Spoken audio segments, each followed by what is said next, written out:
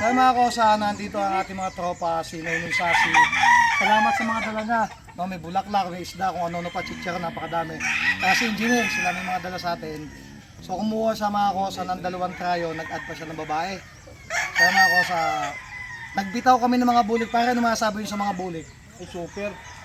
Grabe, gagaling. Lakas.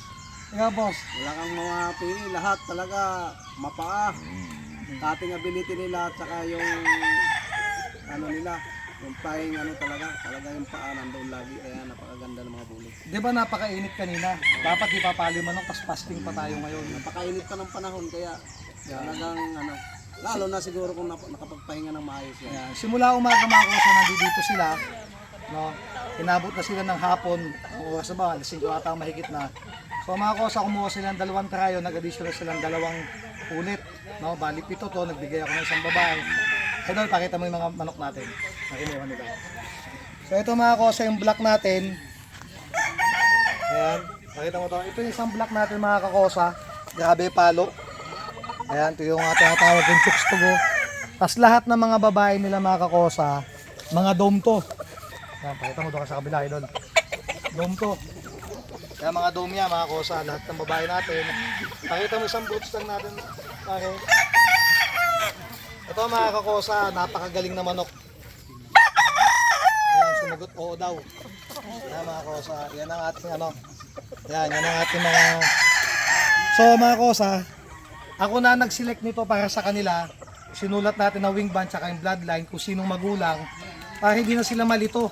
Kasi kung gagawin natin, hindi natin susulat yon para may guide din natin sila sa breeding nila. Pero para sa akin, mamamalo to mga kosa basta magkaanak to, no? Magkasisiw. Tapos bumili pa sa atin sila ng isandang itlog. So syempre nagdagdag din tayo, ginawa natin 120 plus nagdagdag pa tayo ng ibang itlog para sa kanila dahil napakabait nung mag-partner. So mga kosa, sila mag-i-start sila ng breeding pero may breed na sila. So mga kosa, sila taga Bulacan, no? Sa mga taga Bulacan na gustong bumili sa akin ng Superdome, pwede na kayong dumayo sa kanila sa game farm nila sa Bulacan. Para saan ba ang game farm nyo? So likaw-likaw. Likaw-likaw. Ano si Del Monte Bulacan? Yan, San Jose, Del Monte Bulacan. Del Monte, Bulacan mga kosa. Mga Superdome natin, madami na rin doon. So mga kosa, yan, legit yan, galing sa akin.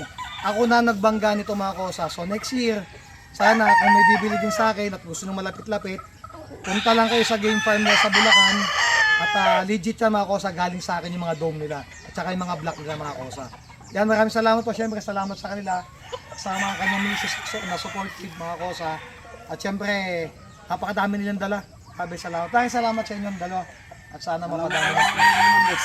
Sana lagi tayo ano. Ayan, boss. Pagpalain ng Salamat yan. Sa lahat mga kosa, maraming salamat po. God bless.